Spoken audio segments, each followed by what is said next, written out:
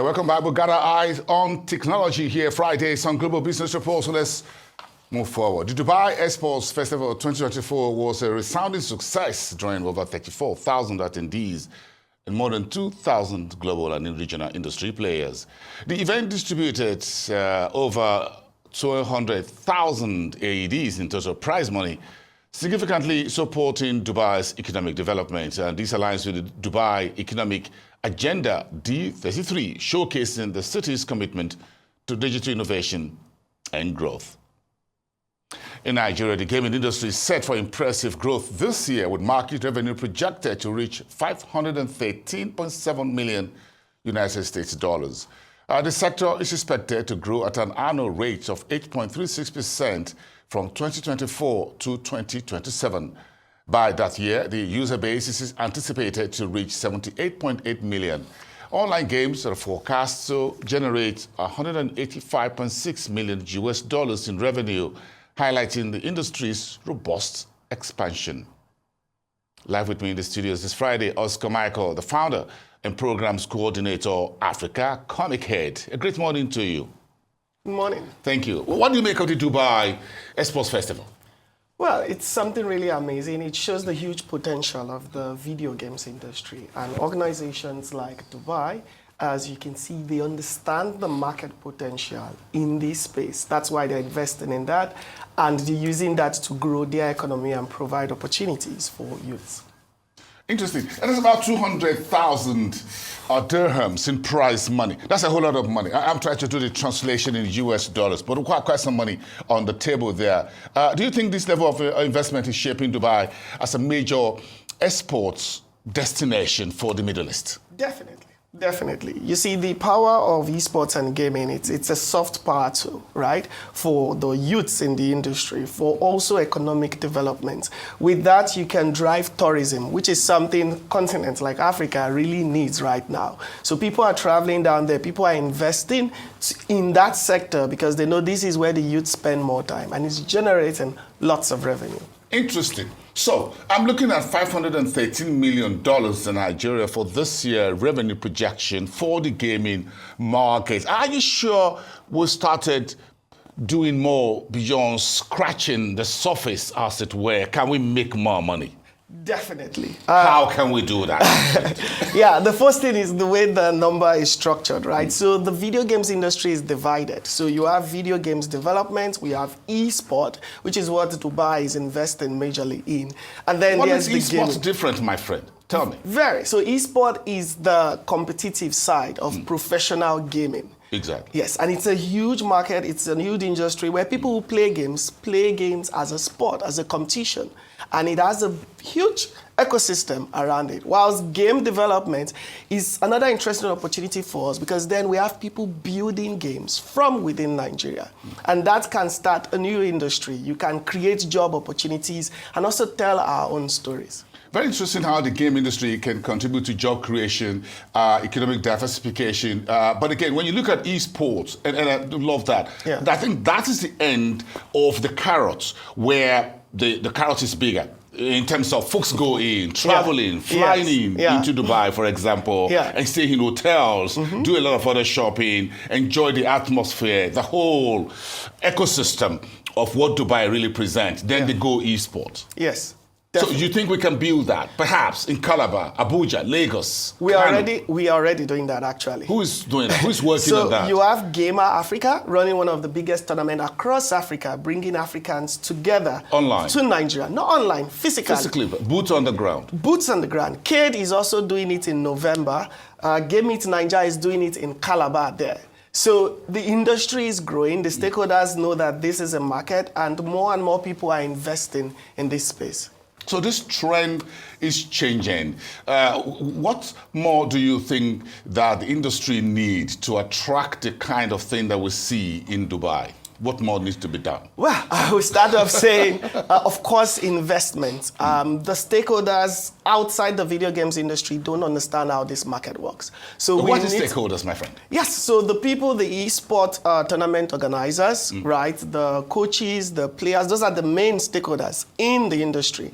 But outside it, you see, it's a market, it's an industry. You need people from the finance side, you need people from the legal side, you need people from government side. We need private investors. And African investors, sorry to say, are like, if we give you money today, we want our return tomorrow.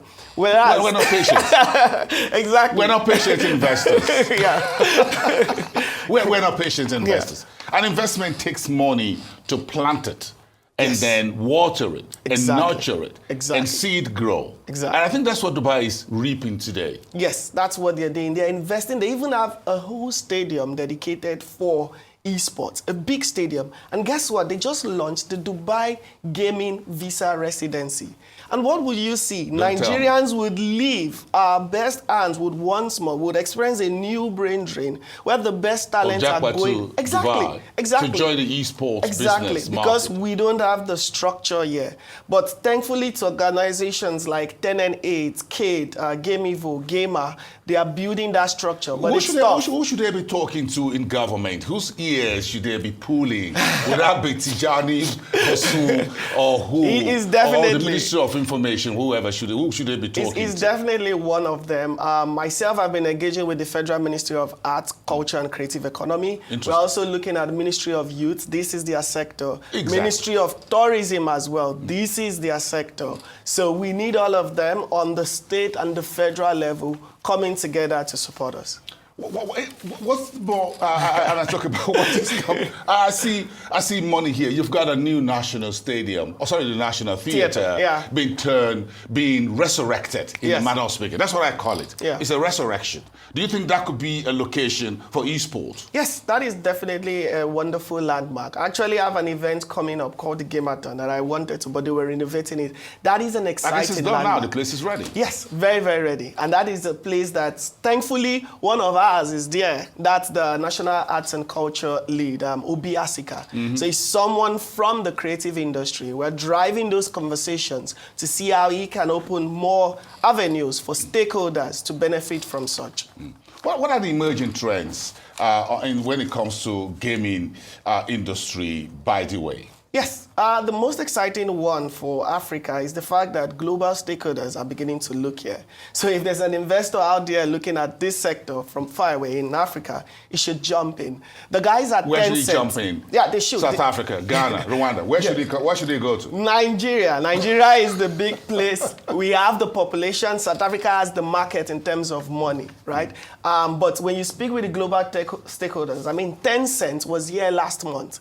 The biggest game publisher in the entire of Asia was in Nigeria, and they worked with 10n8 to organize the PUBG esports competition, season 7, where about 10 million naira as a cash prize was given out. So we 10 million naira? Yes. I was hoping to say dollars. We are getting there. We are getting there. We are getting there. These guys in Dubai are doing 200,000 AED. Well, that's because the investors there understand and are investing. Right now in Nigeria, most of these organizations I've mentioned are using their money to fund this. And out of pocket. Out of pocket. And so they are building that structure. That is why now is the best time. For me, my convention coming up, there's a prize pool for the game developers. Make yours in dollars. Yeah.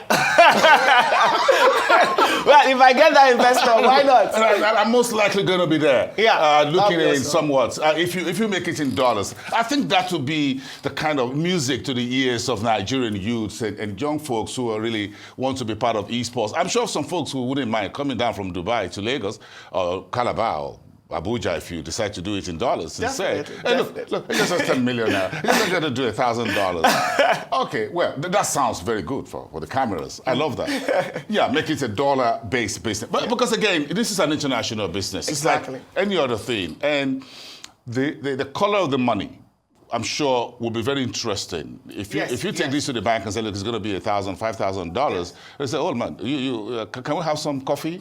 And then let's talk.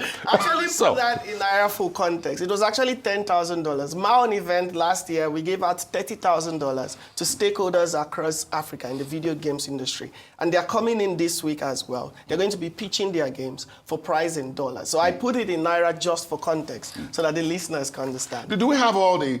Yeah, I understand. I don't want the central bank getting upset with me that we're talking dollars. But it is what it is. Yeah. If it's dollars, then it is dollars. Yes. Because again, you want investors to come in. Yes. When you talk about spending here and talk about investment, we want more money. I'm not sure the government can give you folks all the money you need. No. So who would you be wanting to bring in this money? Well, within the Nigeria space. Yes. What we'll need is private investors, right, within and outside the continent. There are cultural organizations like Alliance Francaise, the British Council, already doing a lot for us. So we need private investors within so that we can easily attract global investors who are looking in. But the key role of the government is we face a lot of challenges. Last month, some stakeholders were supposed to go represent Nigeria at the EAFC World Cup Championship, a global esports competition. They couldn't get their visa. Myself... From which country? From Germany.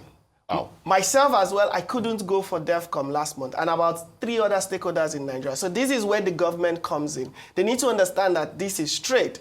Even traveling within Africa is difficult, and we've been hearing of the Africa free trade stuff. They need to take serious action to ensure that support, because that is how we'll draw those investors. They can't give us the money, but they can give us the leverage, the platform, the access, and that is what we want from them. That'll be really key. In terms of investment locally, in terms of the brick and mortar, what else do you need? What do you need to put together to put an esports in place, for example? Well, it's growing, right? To be candid, it's really growing. But what we really need is also, aside the private investors, we need to build connections with industries outside. It's an ecosystem. The problem we have in Nigeria and Africa is the industry is striving on its own. It's struggling on its own. It is an industry. Like music, movies, we and the need rest. to connect everything together, because that is if you've seen those esport players, the FIFA, they get trending song. I think Rema and Burna Boy song is on it right now. Oh. So the games industry doesn't work on its own. So we need to connect to those other sectors. So the music need to plug in. Music, the legal side. That's why we are working with Bawa and Igodalo. The legal side needs to come in to protect us. That's a big name. Yes,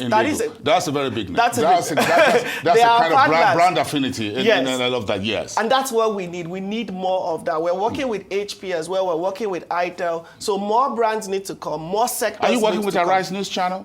Yes, definitely. That is why I'm here. Well, that's why you're here. Yes. You got to work with We Arise have to News work Channel. together. Yes. You got to work with that. That's another brand you need to succeed in this. And it's all the good things you folks are doing there. Thank you very much. This is music to my ears. Talking about this on a Friday. Thank you, Africa Communicate, Oscar Mano, Founder Programs Coordinator. Thank you so much. Thank you. And we wish you all the best. When the dollar is on the table, or the money is on the table, let me be the first to know. No worries. And sign up with Arise News Media. Definitely. And put that out there. Okay, Thank you. Have a great weekend. You too. Thank you. All right. You're watching Global Business Report here on Arise News. There's more